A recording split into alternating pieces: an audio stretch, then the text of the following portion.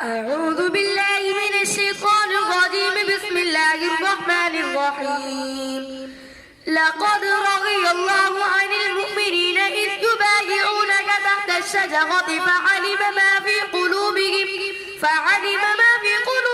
فأنزل السكينة عليهم فأثابهم فتحا قريبا ومغانم كثيرة يأخذونها وكان الله عزيزا حكيما. وعدكم الله مغانم كثيرة تأخذونها فعجل لكم هذه فكف أيدي الناس عنكم ولتكون آية للمؤمنين ويهديكم صراطا مستقيما. وأخرى لم تقدروا عليها قد أحاط الله بها وكان الله على كل شيء قديرا. ولو قاتلكم الذين كفروا لولوا الأدبار ثم لا يجدون وليا ولا نصيرا.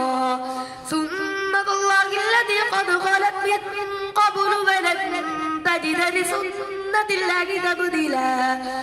وهو الذي كف أيديهم عنكم فأيديكم عنهم ببطن مكة من بعد أن أظفركم عليهم وكان الله بما تعملون بصيرا. هم الذين كفروا وصدوكم عن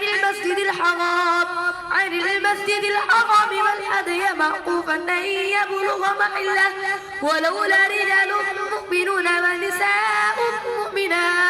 ونساء مؤمنات لم تعلموهم أن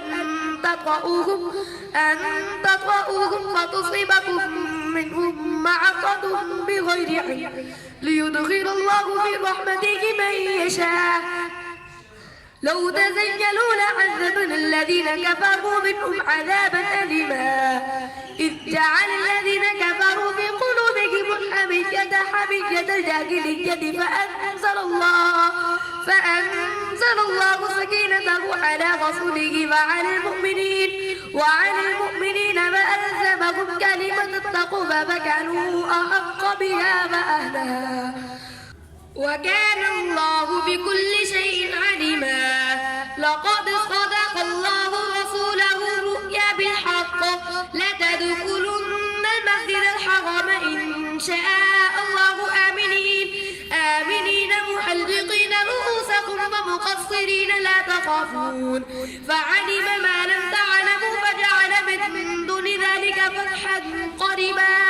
هو الذي أرسل رسوله بالهدى ودين الحق ليظهره على الدين كله وكفى بالله شهيدا. محمد رسول الله والذين معه أشداء على الكفار رحماء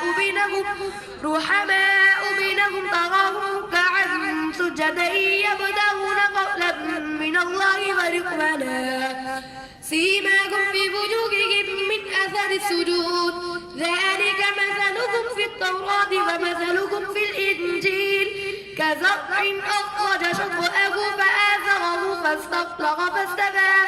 فاستغلظ على سوقه يعجب الزراع ليغيظ بهم الكفار.